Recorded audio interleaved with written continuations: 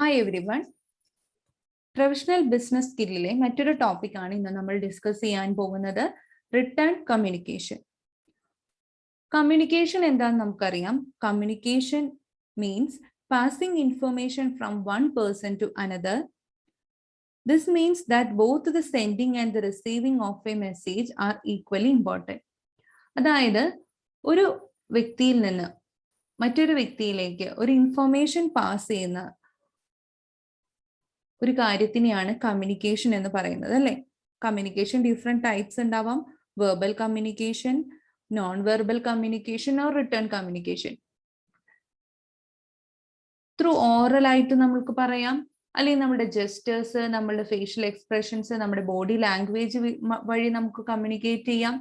അതല്ലെങ്കിൽ through return ഫോമിൽ, അതായത് ത്രൂ റൈറ്റിംഗ്, ലെറ്റേഴ്സ് ആയിട്ടോ സർക്കുലേഴ്സ് ആയിട്ടോ മാനുവൽസ് ആയിട്ടോ ഓഫീസ് മെമ്മോസ് ആയിട്ടോ ബുള്ളറ്റിൻസ് ആയിട്ടോ ഒക്കെ നമുക്ക് എന്ത് ചെയ്യാം, കമ്മ്യൂണിക്കേറ്റ് ചെയ്യാം. അപ്പോൾ ഇതാണ് റിട്ടേൺ കമ്മ്യൂണിക്കേഷൻ, അതായത് ത്രൂ റൈറ്റിംഗ്. അപ്പൊ അവിടെ എന്തായിരിക്കും അത്? Return communications is less flexible. അതെന്താണ്? പെർമനന്റ് ഇൻ നേച്ചർ ആണ്, അല്ലെ? ഫ്യൂച്ചർ റെഫറൻസിന് വേണ്ടി നമുക്ക് ഫ്യൂച്ചർ റെഫറൻസിന് യൂസ് ചെയ്യാവുന്ന രീതിയിൽ അത് പെർമനന്റ് റെക്കോർഡാണ്. അപ്പൊ അതുകൊണ്ട് തന്നെ അതിൽ ചേഞ്ചസ് വരുത്താനൊന്നും നമുക്ക് പെട്ടെന്ന് തന്നെ സാധിക്കില്ല. പിന്നീട് റെഫർ ചെയ്യുമ്പോഴും അത് കൃത്യം എന്താണോ അന്ന് നമ്മൾ പറഞ്ഞത്, അതല്ലെങ്കിൽ എന്താണോ നമ്മൾ അന്നത് റൈറ്റ് ചെയ്ത് വെച്ചത്, അത് തന്നെ ആയിരിക്കാം റിട്ടേൺ കമ്മ്യൂണിക്കേഷനിൽ. അതുകൊണ്ട് തന്നെ അത് ലെസ് ഫ്ലെക്സിബിൾ ആണ് എന്ന് പറയാം.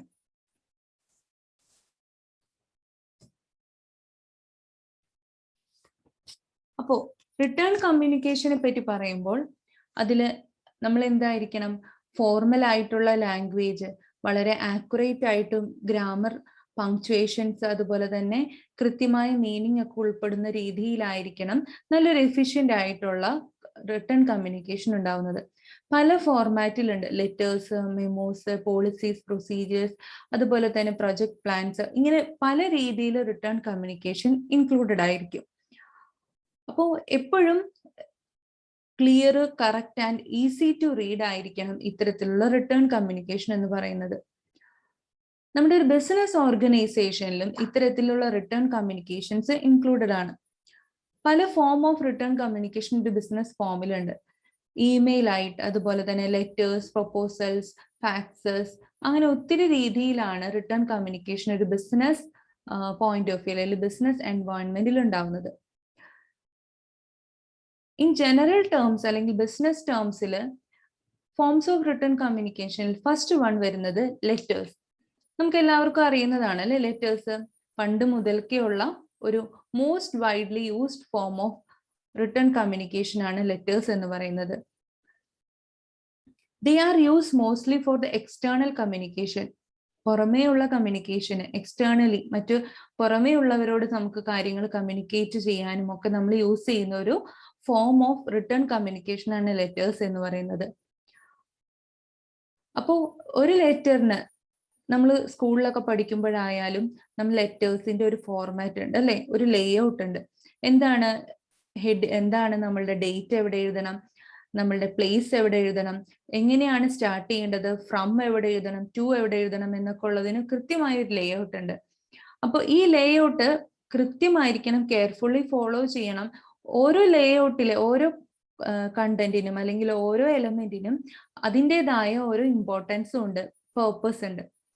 അത് നമ്മൾ എന്തിനു വേണ്ടിയിട്ടായിരിക്കാം, ഇപ്പൊ ടു വെക്കുന്നത് എന്തിനാണ്, ഫ്രം വെക്കുന്നത് എന്തിനാണ് എന്നൊക്കെ നമുക്ക് കൃത്യമായിട്ട് ഒരു നീഡ് ഉണ്ടാവും, ഒരു പേർപ്പസ് ഉണ്ടാവും. അത് മുൻകാലങ്ങളിൽ ഉണ്ടായിരുന്ന ലെറ്റേഴ്സിന്റെ കേസാണ്. ഇതൊക്കെ ഇപ്പൊ എന്തായി, നമ്മുടെ ഇലക്ട്രോണിക് ഫോമിലും ഇത്തരത്തിലുള്ള മെയിലുകളും ലെറ്റേഴ്സും ഒക്കെ ആയിട്ട് മാറി. അപ്പോൾ ചിലപ്പോൾ ടൈപ്ഡ് ആയിരിക്കാം, അതല്ലെങ്കിൽ പ്രിന്റഡ് ആയിരിക്കാം, അല്ലെങ്കിൽ ഹാൻഡ് റിട്ടൺ ഒക്കെ ആയിരിക്കാം ഈ ലെറ്റേഴ്സ് എന്ന് പറയുന്നത്. നമുക്ക് പല രീതിയിൽ അത് സെൻഡ് ചെയ്യാം, ത്രൂ മെയിൽ, അല്ലെങ്കിൽ speed post, courier, hand delivery ഒക്കെ വഴിയായിട്ട് ലെറ്റേഴ്സ് എത്തിക്കാം. പണ്ട് കാലങ്ങളിൽ ഉണ്ടായിരുന്ന പോസ്റ്റ് ഓഫീസ് വഴിയും മറ്റുമൊക്കെ പോയിക്കൊണ്ടിരുന്ന, കൊറിയർ സർവീസ് വഴിയും ഒക്കെ പോയിക്കൊണ്ടിരുന്ന ലെറ്ററിനെ പറ്റിയാണ് ഇവിടെ ഡിസ്കസ് ചെയ്യുന്നത്. ഇതിന്റെ ഇലക്ട്രോണിക് ഫോം ഇന്നത്തെ നമ്മളുടെ ഇപ്പോഴത്തെ ഡെവലപ്ഡ് ആയിട്ടുള്ള ഇപ്പോഴത്തെ കറന്റ് സിറ്റുവേഷനിലൊക്കെ ഉണ്ട്. സെക്കൻഡ് വൺ ആണ് memo. Memo is the short form of memorandum. അതായത് ഒരു ഓർഗനൈസേഷനിലെ മെമ്പേഴ്സിന്റെ ഉള്ളിലുള്ള ഇൻഫോർമൽ മെസ്സേജസ് ട്രാൻസ്ഫർ ചെയ്യാനായിട്ട് അല്ലെങ്കിൽ അത് കമ്മ്യൂണിക്കേറ്റ് ചെയ്യാൻ വേണ്ടി യൂസ് ചെയ്തിരുന്നതാണ് മെമോ എന്ന് പറയുന്നത്. ഈ memo usually related to daily work. ഒരു ദിവസം എന്തൊക്കെ ചെയ്യണം. ഇപ്പൊ ഒരു ഫാക്ടറി ആണെങ്കിൽ ഫാക്ടറിയിൽ വരുമ്പോൾ തന്നെ വർക്കേഴ്സിന് ഒരു മെമോ കൊടുക്കും. ഇന്ന് എന്തൊക്കെ ജോലി ചെയ്യണം, അതിൽ എന്തൊക്കെ ഉണ്ടാവും, ഇൻസ്ട്രക്ഷൻസ് ഉണ്ടാവാം.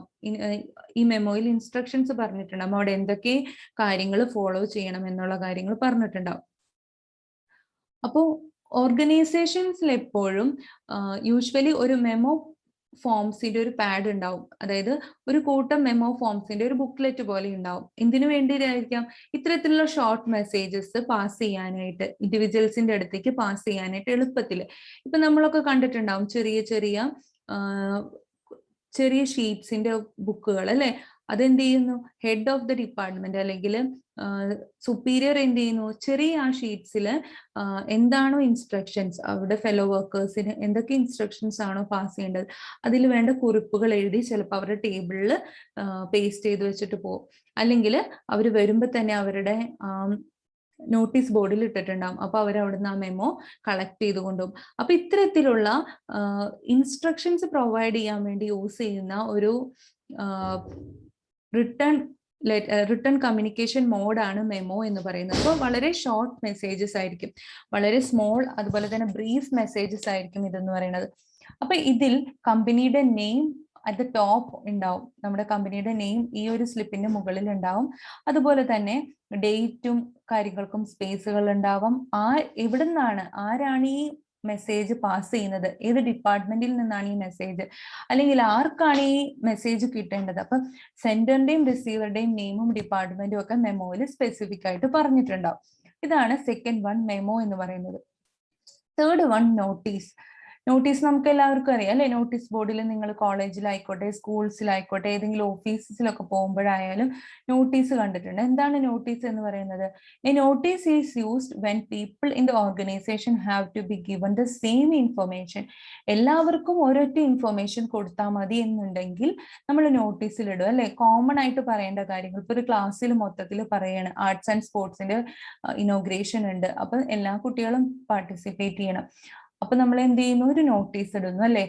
ഇപ്പൊ നമ്മൾ വാട്സപ്പ് ഗ്രൂപ്പിലൊക്കെ കോമൺ ആയിട്ടുള്ള മെസ്സേജസ് പറയുന്നത് പോലെ മുൻപ് നോട്ടീസ് ബോർഡുകളിലാണ് ഇതൊക്കെ ചെയ്തിരുന്നത്. ഇപ്പൊ നമുക്ക് ഇലക്ട്രോണിക് ഫോം ആയപ്പോൾ അതിനൊക്കെ കുറെ കൂടെ എളുപ്പമായി.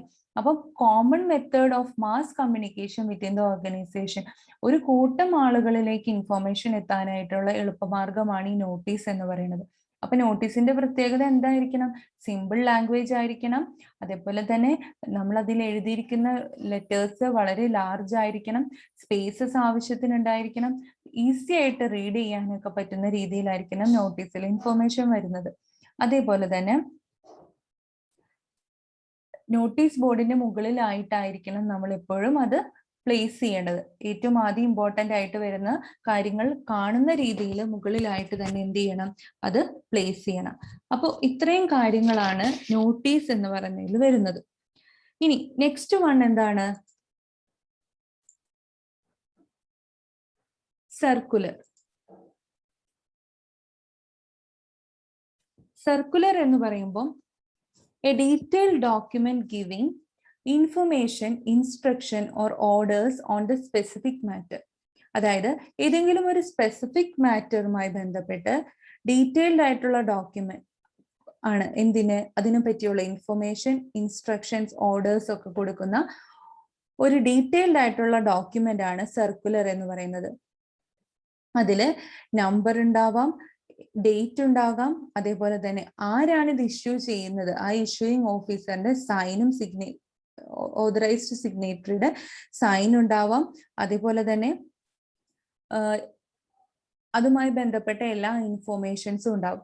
നിങ്ങൾക്ക് പറഞ്ഞു കഴിഞ്ഞാൽ പെട്ടെന്ന് മനസ്സിലാവുന്ന ഒരു കാര്യം, ഇപ്പൊ നമ്മുടെ യൂണിവേഴ്സിറ്റി എക്സാമുമായി ബന്ധപ്പെട്ട സർക്കുലറുകൾ ഇറക്കും, അല്ലെങ്കിൽ അഡ്മിഷനുമായി ബന്ധപ്പെട്ട സർക്കുലറുകൾ ഇറക്കും. അതേപോലെ ഗവൺമെന്റ് ഓഫീസസ് ഇപ്പം കോവിഡുമായി ബന്ധപ്പെട്ട സർക്കുലറുകൾ ഇറക്കും.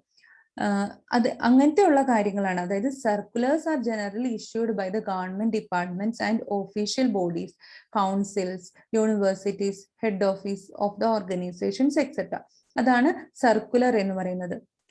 ഫിഫ്ത്ത് വൺ ആണ് റിപ്പോർട്ട് എന്ന് പറയുന്നത്. A report is a document prepared by an individual or a committee entrusted with the task of collecting information on a given subject. ഒരു റിപ്പോർട്ട് എന്ന് പറയുമ്പോൾ ഏതെങ്കിലും ഒരു സബ്ജക്റ്റിനെ പറ്റി ഒരു ഇൻഫർമേഷൻ കളക്ട് ചെയ്ത് ഒരു കമ്മിറ്റിയോ ഒരു ഇൻഡിവിജ്വലോ പ്രിപ്പയർ ചെയ്യുന്നതായിരിക്കാം.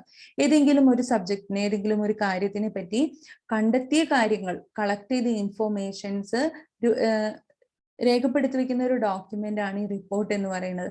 അപ്പോൾ നമ്മൾക്കറിയാം, ഇപ്പൊ നമ്മളുടെ ഏരിയയിൽ ഒരു സിറ്റുവേഷൻ കൊറോണയെ പറ്റിയുള്ള ഒരു പഠനം നമ്മൾ നടത്തുകയാണെങ്കിൽ അതുമായി ബന്ധപ്പെട്ട ഒരു കെയർഫുൾ റിസർച്ച് ഉണ്ടാവും.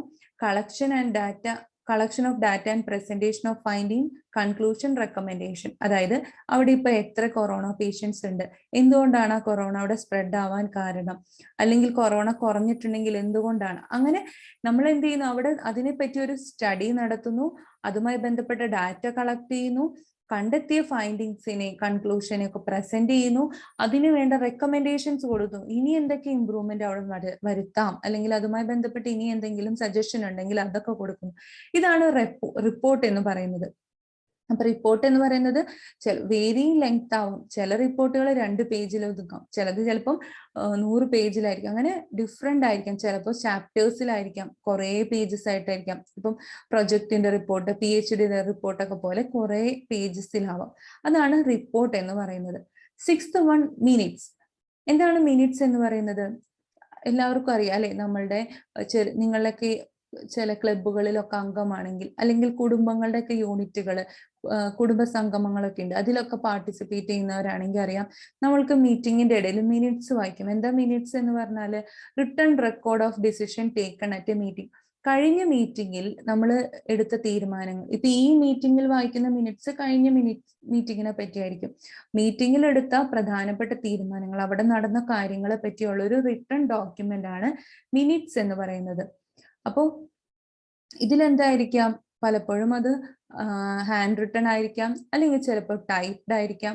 അപ്പോൾ ഒരു മിനിറ്റ്സ് ബുക്ക് ഉണ്ടാവാം, അതില് നമ്മൾ ഇതുവരെ നടന്നിരിക്കുന്ന കാര്യങ്ങളും ഡേറ്റ് ഒക്കെ ഇട്ട് എന്തൊക്കെയാണ് അവിടെ സംഭവിച്ചത്, എന്തൊക്കെ തീരുമാനങ്ങൾ എടുത്തു എന്നൊക്കെ എഴുതും. ഇതൊരു ലീഗൽ ഡോക്യുമെന്റ് ആണ്. ഇപ്പം ഇത്തരത്തില് ഇപ്പം കുടുംബശ്രീ പോലുള്ള സംരംഭങ്ങളിലേക്ക് മിനിറ്റ്സ് എഴുതും, അല്ലെ അവർ കൂടുന്ന മീറ്റിങ്ങുകളുടെ മിനിറ്റ്സ് എഴുതും. അവിടെ എന്താണ്, അവരുടെ ഓഡിറ്റിങ്ങിന് വരുമ്പോഴും മറ്റുമൊക്കെ ഈ മിനിറ്റ്സ് ബുക്ക് അതിനൊരു ലീഗൽ ഡോക്യുമെന്റ് ആണ്. ഓഡിറ്റിങ്ങിന് വരുമ്പോൾ വെരിഫൈ ചെയ്യാനൊക്കെ ഇതും തമ്മിൽ എന്ത് ചെയ്യും, മാച്ച് ചെയ്ത് നോക്കും. അവരുടെ കണക്കുകളും കാര്യങ്ങളും എല്ലാം തമ്മിൽ മാച്ച് ചെയ്ത് നോക്കും. അപ്പൊ മിനിറ്റ്സ് എന്ന് പറയുന്നത് ഒരു ലീഗൽ ഡോക്യുമെന്റ് ആണ്. ഇനി നമ്മുടെ റൈറ്റിംഗ് കോമ്പിറ്റൻസി ഇംപ്രൂവ് ചെയ്യാനായിട്ട് നമുക്ക് എന്തൊക്കെ തരത്തിലുള്ള ഇറേഴ്സ് അവോയ്ഡ് ചെയ്യാം എന്നുള്ളതാണ് നെക്സ്റ്റ് ടോപ്പിക്കിൽ പറയുന്നത്. അതായത് 4 common errors which you must avoid in order to improve your writing competency. Writing competency improve ചെയ്യാനായിട്ട് നമ്മൾ ഒഴിവാക്കേണ്ട 4 കാര്യങ്ങൾ എന്തൊക്കെയാണ്? First one, confusing language. എന്താണ് കൺഫ്യൂസിങ് ലാംഗ്വേജ് എന്ന് പറഞ്ഞാൽ, നമ്മൾ റിട്ടൺ കമ്മ്യൂണിക്കേഷൻ നടത്തുമ്പോൾ, ഒരു ലെറ്റർ എഴുതുമ്പോൾ അല്ലെങ്കിൽ ഒരു മെമ്മോ അയക്കുമ്പോൾ കൺഫ്യൂസിങ് ആയിട്ടുള്ള വേർഡ്, മിസ്ലീഡ് ചെയ്യുന്നത്, റീഡറിനെ മിസ്ലീഡ് ചെയ്യുന്ന തരത്തിലുള്ള കാര്യങ്ങൾ ഒഴിവാക്കണം. അപ്പോൾ വേഗ് ആയിട്ടുള്ളത്, അതുപോലെ തന്നെ എക്സാജറേറ്റ് ചെയ്ത് പറയുന്ന അംബിഗ്വസ് ആയിട്ടുള്ള വേർഡ്സ് ഒന്നും യൂസ് ചെയ്യരുതെന്നാണ് പറയുന്നത്. വളരെ പ്ലെയിൻ ആയിട്ടുള്ള ഇംഗ്ലീഷ്, സിമ്പിൾ ആയിട്ടുള്ളത് വാക്കുകൾ യൂസ് ചെയ്ത് വേണം നമ്മൾ എന്ത് ചെയ്യാൻ, റിട്ടൺ കമ്മ്യൂണിക്കേഷൻ നടത്താൻ എന്നാണ് പറയുന്നത്. അപ്പോൾ confusing language means confusing words that can mislead the reader and cause communication break down. അങ്ങനെ ഉപയോഗിക്കുന്നതിന്റെ ഭാഗമായിട്ട് കമ്മ്യൂണിക്കേഷൻ ബ്രേക്ക് ഡൗൺ ആവാനായിട്ട് ചാൻസ് ഉണ്ട്. പരമാവധി അത്തരത്തിലുള്ള കൺഫ്യൂസിങ് ലാംഗ്വേജ് ഒഴിവാക്കാനായിട്ട് ശ്രമിക്കണം എന്നാണ് പറയുന്നത്. Next one, verbosity. Verbosity means the use of too many words. ഒരു കാര്യം പറയാൻ കുറേ വേർഡ്സ് ഉപയോഗിക്കുന്നു. അപ്പൊ the overview use of the words interfere the understanding. Sometimes they are unnecessary because they interrupt the reader's understanding of the message. അല്ലെ, അതെന്ത് ചെയ്യും, irritate ചെയ്യും, കൺഫ്യൂസ് ചെയ്യും, റീഡറിനെ ബോർ അടിപ്പിക്കും. അതായത് ഒത്തിരി വേർഡ്സ് ഉപയോഗിക്കുന്ന, ഒരു കാര്യം പറയാൻ ഒത്തിരി വേർഡ്സ് ഉപയോഗിക്കുക, അൺനെസസറി ആയിട്ടുള്ള കാര്യങ്ങൾ യൂസ് ചെയ്യുമ്പോൾ കാര്യങ്ങളെ അണ്ടർസ്റ്റാൻഡ് ചെയ്യാനായിട്ട് അത് ചിലപ്പോൾ മിസ്ലീഡ് ചെയ്യും, അവർക്ക് കൺഫ്യൂഷൻസ് വരും, ശ്രദ്ധ പോവും, അല്ലെ, ഇറിറ്റേറ്റ് ചെയ്യും, അതുപോലെ തന്നെ ബോർ അടിപ്പിക്കും. അതാണ് വെർബോസിറ്റി, അത് ഒഴിവാക്കുക എന്നുള്ളതാണ്. ഇനി പുവർ സെന്റൻസ് സ്ട്രക്ചർ, അതായത് Try to keep the sentences short and compact to ensure that they are correct, logical and easy to read. ചെറിയ വേർഡ്സ് ഉപയോഗിക്കുക, ലോജിക്കൽ ആയിരിക്കുക, അതുപോലെ തന്നെ വായിക്കാൻ എളുപ്പമാവുന്ന രീതിയിലുള്ള വേർഡ്സ് യൂസ് ചെയ്യുക. Long complicated sentence can be difficult to read and understand. വലിയ സെന്റൻസസ് അതുപോലെ തന്നെ കോംപ്ലിക്കേറ്റഡ് ആവുന്നത് അണ്ടർസ്റ്റാൻഡ് ചെയ്യാനായിട്ടുള്ളത് ബുദ്ധിമുട്ടായിരിക്കും. Fourth one, information overload. Overload ആയിട്ട് ഇൻഫോർമേഷൻ കൊടുക്കുക, അതായത് giving too much information, hence the reader becomes overwhelmed and confused. എന്ന് പറയുമ്പോൾ എന്താണ്, കുറേ ഇൻഫോർമേഷൻ കൊടുക്കുന്നു. ഒരു ചെറിയ കാര്യം പറയുന്നതിന്, ഇപ്പൊ ഒരു സയന്റിഫിക് ആയിട്ടുള്ള ഒരു ചെറിയ കാര്യം പറയുന്നതിന് അതുമായി ബന്ധപ്പെട്ടപ്പം നമ്മൾ യൂണിവേഴ്സിനെ പറ്റി പഠിക്കണം, അല്ലെങ്കിൽ സൗരോർജത്തിനെ പറ്റി പഠിക്കുന്നു, സോളാർ സിസ്റ്റത്തിനെ പറ്റി പഠിക്കുന്നു. അപ്പൊ നമുക്ക് പഠിക്കേണ്ടത് ആ സോളാർ സിസ്റ്റത്തിലെ കുറച്ച് കാര്യങ്ങൾ മാത്രമാണെങ്കിൽ നമ്മൾ എന്ത് ചെയ്യുന്നു, കുറേ കോംപ്ലിക്കേറ്റഡ് ആയിട്ടുള്ള, ഇപ്പൊ 10th ലെവലിലുള്ള ഒരു കുട്ടിക്ക് PG ലെവലിലുള്ള ഇൻഫോർമേഷൻ കൊടുക്കുന്നു. അപ്പൊ എന്താണ്, ടു മച്ച് ഓഫ് ഇൻഫോർമേഷൻ, അത് കൺഫ്യൂസിങ് ആക്കും. അത് തന്നെ അവർക്ക് ഫ്രസ്ട്രേഷൻ ഉണ്ടാക്കും, അതുപോലെ തന്നെ ഡൗട്ട്സ് ഉണ്ടാക്കാം. ഈ പറയുന്ന ആളുടെ, എഴുതിയിരിക്കുന്ന ആളുടെ ക്രെഡിബിലിറ്റിയെ വായിക്കുന്ന ആൾക്ക് ഡൗട്ടുകൾ ഉണ്ടാവാം. അപ്പോൾ ഇൻഫോർമേഷൻ ഓവർലോഡ് ഒഴിവാക്കണം എന്നാണ് പറയുന്നത്. നെക്സ്റ്റ്, എന്തൊക്കെയാണ് റിട്ടൺ കമ്മ്യൂണിക്കേഷന്റെ അഡ്വാൻറ്റേജസ് എന്നൊക്കെയാണ് പറയുന്നത്. Permanent record. ഇതെന്താണ്, ഒരു പെർമനന്റ് റെക്കോർഡാണ് അല്ലെ, ഫ്യൂച്ചർ റെഫറൻസിന് വളരെ യൂസ്ഫുൾ ആയിട്ടുള്ള പെർമനന്റ് റെക്കോർഡാണ്. അത് ഒരിക്കൽ നമ്മൾ പറയുന്ന പോലെയല്ല, എഴുതി വെക്കുമ്പോൾ എന്താണ് അത്, ഇക്കാലത്തും അതിന് വിലയുണ്ട് അല്ലെ. നമ്മൾ ചിലപ്പോൾ പറഞ്ഞ കാര്യം അല്ലാന്നാവാം, പക്ഷെ എഴുതി വെക്കുന്ന കാര്യത്തിന് എപ്പോഴും എന്തുണ്ട്, ഒരു പെർമനൻസി ഉണ്ട്. അതുകൊണ്ടൊക്കെ തന്നെയാണ് നമ്മൾ ഡോക്യുമെന്റ്സ് ഒക്കെ എന്ത് ചെയ്യുന്നത്, എഴുതി വെക്കുന്നത്, ഡോക്യുമെന്റ് ആക്കി വെക്കുന്നത്. ഇപ്പം വലിയ വലിയ എഗ്രിമെന്റുകളൊക്കെ ഡോക്യുമെന്റ് ആക്കി വെക്കുന്നു. വാക്കാൽ പറയുന്നത് പ്രകാരം നമ്മൾ എന്ത് ചെയ്യുന്നു, മുദ്രപത്രമൊക്കെ വാങ്ങി അത് രേഖപ്പെടുത്തി വെക്കുന്നത് അതുകൊണ്ടാണ്. അതിനൊരു പെർമനൻസി ഉണ്ട്, ഫ്യൂച്ചർ റെഫറൻസിന് ഹെൽപ്പ് ചെയ്യുന്നതാണ്. അതോറിറ്റേറ്റീവ് ഡോക്യുമെന്റ് എന്ന് വെച്ചാൽ എന്താണ്, റിട്ടൺ ഡോക്യുമെന്റ് എന്ന് പറയുന്നത് എവിഡൻസ് ആണ്. ഇപ്പൊ നമ്മൾ പറഞ്ഞു, ഒരു വിൽപ്പന അല്ലെങ്കിൽ ഒരു കച്ചവടം നടക്കുന്നു, അതുമായി ബന്ധപ്പെട്ട് നമ്മൾ എന്ത് ചെയ്യുന്നു, കാര്യങ്ങൾ പറയുന്നതിന് പ്രകാരം അത് ഡോക്യുമെന്റ് ആക്കി വെക്കുന്നു, മുദ്രപത്രത്തിൽ രേഖപ്പെടുത്തി അത് എഗ്രിമെന്റ് ആക്കി വെക്കുന്നു. അപ്പൊ എന്താ, അതൊരു എവിഡൻസ് ആണ് അല്ലെ, അതോറിറ്റേറ്റീവ് ആണ്, അധികാരപരമായിട്ടുള്ള അതോറിറ്റേറ്റീവ് ഡോക്യുമെന്റ് ആണ്. Third one, accuracy. അതായത് റിട്ടൺ കമ്മ്യൂണിക്കേഷൻ മോർ ആക്യുറേറ്റും പ്രിസൈസും ക്ലിയറും ആയിരിക്കും, കൃത്യതയും ഉണ്ടാവും അല്ലെ. അത് ഓപ്പൺ ഫോർ വെരിഫിക്കേഷൻ എന്ന് വെച്ചാൽ എന്താണ്, പിന്നീട് അത് നമുക്ക് ചെക്ക് ചെയ്യാം, ആ പറഞ്ഞിരുന്നത് എന്താണ്, അതിൽ എന്താണ് എഴുതിയിരിക്കുന്നത് എന്ന് വെരിഫൈ ചെയ്യാനായിട്ട് പറ്റും. അതുകൊണ്ട് തന്നെ it's authenticity can easily challenged. അത് നമുക്ക് പറയാം, അത് അതിലുണ്ട്, ഇന്ന ഡോക്യുമെന്റിൽ ഇരുന്നത് എഴുതി വെച്ചിട്ടുണ്ട്, അപ്പൊ നിങ്ങൾ പറയുന്നത് ശരിയാണോ തെറ്റാണോ എന്ന് നമുക്ക് ഉറപ്പിക്കാൻ സാധിക്കും അല്ലെ, ഒതന്റിസിറ്റി. അപ്പോൾ അത് കൃത്യത നമുക്ക് ഉറപ്പാക്കാനായിട്ട് സാധിക്കും. ആക്യുറേറ്റും ഫാക്ച്വലും ആയിരിക്കും, കൃത്യമായിരിക്കും ആ കാര്യം, ആക്യുറസി നമുക്ക് ഉറപ്പാക്കാനായിട്ട് സാധിക്കും. അപ്പോൾ ഇപ്പൊ നമ്മളൊരു ഒരു എഗ്രിമെന്റ് ആയിട്ട് അത് എഴുതി രണ്ടു കൂട്ടരും സൈൻ ചെയ്ത് വെക്കുന്നതും ഈ രണ്ടുപേര് തമ്മിൽ പറയുന്നതും ഏതായിരിക്കും കൂടുതൽ ആക്യുറേറ്റ്, എഴുതി വെക്കുന്നതായിരിക്കും. വർഷങ്ങൾക്ക് ശേഷവും ആ ഡോക്യുമെന്റിന് എപ്പോഴും ഒരു വാലിഡിറ്റി ഉണ്ടാവും. പറഞ്ഞ കാര്യം ചിലപ്പോൾ മാറ്റി പറയാം. അപ്പൊ അതാണ് ആക്യുറസി ഉണ്ടെന്ന് പറയുന്നത്. Legal document. Written communication is acceptable as A legal document. അതൊരു ലീഗൽ ഡോക്യുമെന്റ്, നിയമപരമായിട്ട് അതൊരു ഡോക്യുമെന്റ് ആയിട്ട് വരും.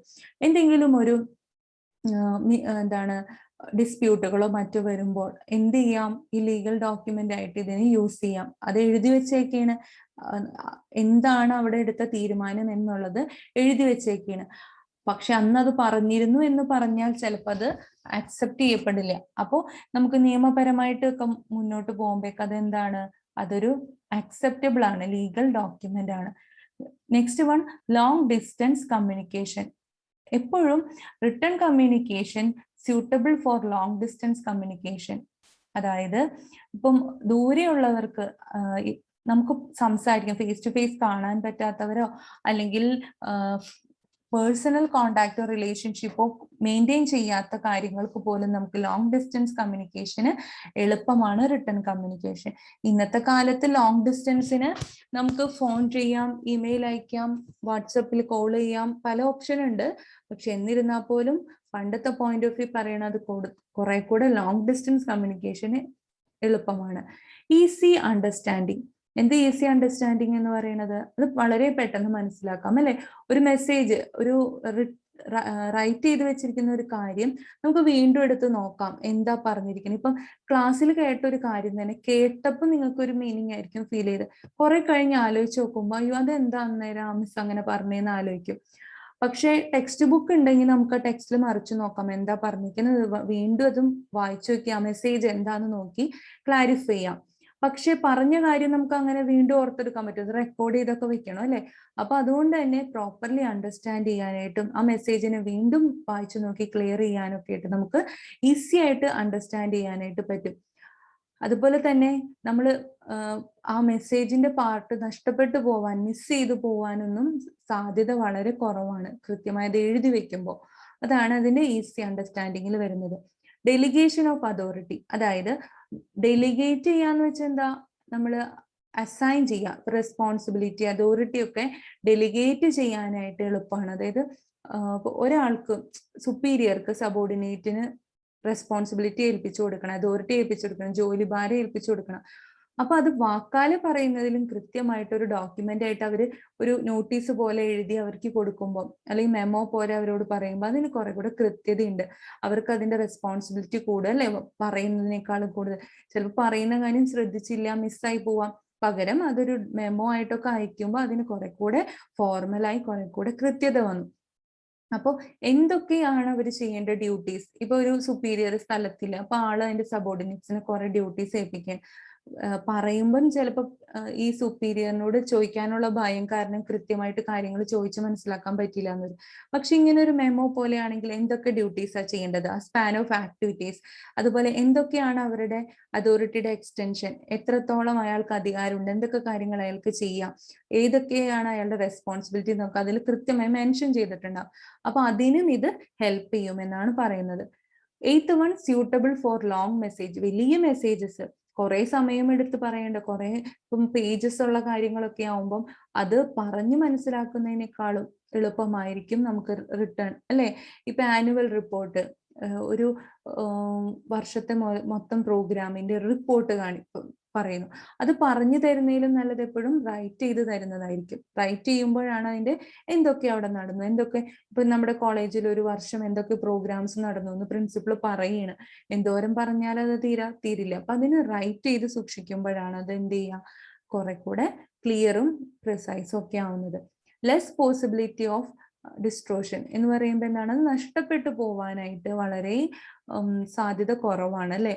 അതായത് ഇപ്പോൾ നമ്മൾ സംസാരിക്കുന്ന സമയത്ത് കാര്യങ്ങൾ മിസ് ഔട്ട് ആയി പോകും, പക്ഷെ റൈറ്റ് ചെയ്ത് വെക്കുമ്പോൾ അതിന് കുറെ കൂടെ ക്ലിയർ ആയിരിക്കാം, പോയിന്റുകൾ മറന്നു പോവാതിരിക്കാനും അതുപോലെ തന്നെ മിസ് ഔട്ട് ആവാനുള്ള സാധ്യത കുറവാണ്.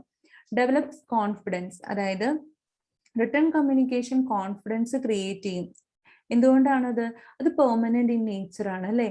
അപ്പോ അങ്ങനെ എഴുതി വെച്ചേക്കാണ്. ഇപ്പം ഒരു ഓർഗനൈസേഷനിൽ ഇന്ന കാര്യങ്ങളാണ് ഇവിടുത്തെ റൂൾ എന്ന് പറയുമ്പോൾ അവർക്ക് തന്നെ അറിയാം, ഇതൊക്കെയാണ്, ഇങ്ങനെയൊക്കെ നമ്മൾ ചെയ്യണം. അപ്പൊ നമ്മളുടെ അവരെ മോട്ടിവേറ്റ് ചെയ്യപ്പെടും, അവരതിനോടുള്ള മൊറയിൽ കൂടും. അപ്പോൾ അത് കോൺഫിഡൻസ് കൂട്ടുമെന്നാണ് പറയുന്നത്. Next one, good will and image building. അതായത് റിട്ടേൺ ഡോക്യുമെന്റ്സ് ഒരു കമ്പനിയുടെ ഒരു റെപ്രസെന്റേറ്റീവ്, പ്രതിനിധി പോലെയാണ് വർക്ക് ചെയ്യണമെന്ന് പറയുന്നത്. ഈ കൃത്യമായ ഒരു കമ്മ്യൂണിക്കേഷൻ ഈ രീതിയിൽ പോകുമ്പോൾ അത് ആ ഒരു ഓർഗനൈസേഷന്റെ ഗുഡ് വില്ലും ഇമേജ് ബിൽഡിങ്ങിനും ഒക്കെ കൂട്ടാനായിട്ട് സഹായിക്കുമെന്നാണ് പറയുന്നത്. ഇത്രയും കാര്യങ്ങളാണ് റിട്ടേൺ കമ്മ്യൂണിക്കേഷന്റെ അഡ്വാൻറ്റേജസ് എന്ന് പറയുന്നത്. Next, limitations or disadvantages of written communication. First one, time consuming. അത് നമുക്കറിയാം, നമ്മളൊരു കാര്യം ഫോൺ ചെയ്ത് പറയുന്നതിനേലും ബുദ്ധിമുട്ടല്ലേ ഇതൊക്കെ, ടൈപ്പ് ചെയ്ത് ഫോർമലി അല്ലെങ്കിൽ എഴുതി നമ്മൾ പോസ്റ്റ് ചെയ്യുന്നൊക്കെ, അല്ലെങ്കിൽ നേരിട്ട് ചെന്ന് പറയാം. അപ്പൊ അത് കുറെ സമയം എടുക്കും, അല്ലെ? അത് എഴുതാ, ഇത് ടൈപ്പ് ചെയ്യുക, അതല്ലേ നോട്ടീസ് ഉണ്ടാക്കുക എന്നൊക്കെ പറയുന്നത് സമയം ഉള്ളതാണ്. അപ്പൊ അതുകൊണ്ട് തന്നെ അതിൽ നിന്ന് കിട്ടുന്ന ഫീഡ്ബാക്കും വളരെ കൺസ്യൂമിങ് ആണ്. അവിടെ എത്തി അതത് വായിച്ചു. പക്ഷെ നേരിട്ട് നമ്മൾ ഒരാളോട് സംസാരിക്കുമ്പോൾ എന്താണ്, പെട്ടെന്ന് തന്നെ അതിന്റെ ഫീഡ്ബാക്ക് കിട്ടും. It is expensive. എന്തുകൊണ്ടാണ് എക്സ്പെൻസീവ് ആണെന്ന് പറയാൻ കാര്യം, അതുപോലെ ഈ ഒരു ഫോർമാറ്റിൽ ടൈപ്പ് ചെയ്ത് അല്ലെങ്കിൽ ആ ഒരു രീതിയിൽ അത് പ്രിപ്പയർ ചെയ്യണമെങ്കിൽ അതിന് എക്സ്പെൻസ് ഉണ്ട്, മണി ആയിക്കോട്ടെ അതുപോലെ ടൈം ആയിക്കോട്ടെ ഒക്കെ ചെലവുണ്ട്, അല്ലെ? അപ്പൊ അതുകൊണ്ട് തന്നെ ഇത് എക്സ്പെൻസീവ് ആണ്. നോ സീക്രസി, അതായത് നമ്മളിപ്പോൾ ഒരു കാര്യം പറയുകയാണെങ്കിൽ അത് സീക്രട്ട് ആയിട്ടിരിക്കും. പക്ഷെ ഒരു കാര്യം റിട്ടേൺ ആയിട്ട് പോകുമ്പോൾ അതിന് ആ ഒരു ഡോക്യുമെന്റ് വേറൊരാളിലേക്കോ മറ്റൊക്കെ പോവാം അല്ലെ. അത് ഓപ്പൺ ആണ്, പലപ്പോഴും അത് ഓപ്പൺ ആണ്. നമുക്ക് ഓറൽ കമ്മ്യൂണിക്കേഷന്റെ പോലെ സീക്രസി മെയിൻറ്റെയിൻ ചെയ്യാനായിട്ട് സാധിക്കില്ല. നോ ഇൻസ്റ്റന്റ് ഫീഡ്ബാക്ക്, അത് പെട്ടെന്ന് തന്നെ എന്ത് ചെയ്യാൻ പറ്റില്ല, അതിൽ നിന്നുള്ള ഫീഡ്ബാക്ക് കിട്ടില്ല.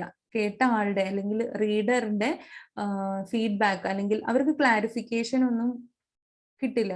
നമ്മളോട് ചോദിക്കാൻ പറ്റില്ല എന്താണ് ഈ ഉദ്ദേശിച്ചത്, ഈ എഴുതിയിരിക്കുന്നത് എന്താണെന്ന് നമ്മളോട് ചോദിച്ച് മനസ്സിലാക്കാൻ സാധിക്കില്ല. അപ്പൊ അതുകൊണ്ട് തന്നെ കൃത്യമായിട്ട് അണ്ടർസ്റ്റാൻഡ് ചെയ്യാൻ പറ്റാത്തത് കൊണ്ട് തന്നെ ഫീഡ്ബാക്ക് ഇൻസ്റ്റന്റ് ആയിട്ട് കിട്ടണമെന്നില്ല. ലെസ് ഫ്ലെക്സിബിൾ, നമ്മൾ പറഞ്ഞു റൈറ്റ് ചെയ്ത് വെച്ചിരിക്കുന്ന കാര്യത്തിന് പെട്ടെന്ന് തന്നെ മാറ്റാൻ പറ്റുമോ?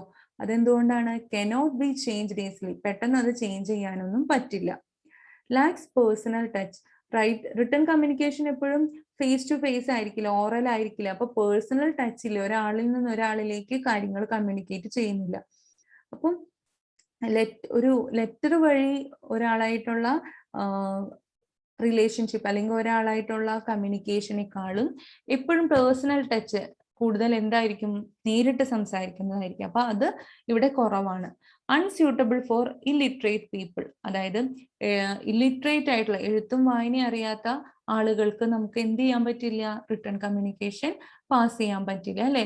ഇപ്പം ഒത്തിരി പ്രായമായവര്, അത് ഇല്ലിറ്ററേറ്റ് ആവും അല്ലെങ്കിൽ വായിക്കാനോ ഇതാവാനുള്ള കഴിവില്ലാത്തവരോ ആവാം. അങ്ങനെയുള്ളവർക്ക് നമ്മൾ ഒരു ലെറ്റർ ഫോമില് ഈ പറയുന്ന കമ്മ്യൂണിക്കേഷൻ നടത്തി അല്ലെങ്കിൽ ഒരു ഇൻഫർമേഷൻ പാസ് ചെയ്ത അവർക്ക് എന്ത് ചെയ്യില്ല? അത് അണ്ടർസ്റ്റാൻഡ് ചെയ്യാനായിട്ട് പറ്റില്ല. അപ്പൊ അത് ഇതിന്റെ ഒരു ഡിസഡ്വാൻറ്റേജസ് ആണ്. ഇത്രയാണ് റിട്ടേൺ കമ്മ്യൂണിക്കേഷനെ പറ്റി പറയാനുള്ളത്. വളരെ ഈസി ആയിട്ടുള്ള ഒരു ചെറിയ ടോപ്പിക് ആണ്. അപ്പൊ ഇതിന്റെ നോട്ട്സ് ഞാൻ അയച്ചുതരാം, കൂടെ ഈ വീഡിയോ കാണാം, ടെക്സ്റ്റ് ബുക്ക് വാങ്ങി അതിൽ അടയാളപ്പെടുത്തി വെക്കുക എല്ലാവരും. Okay, thank you.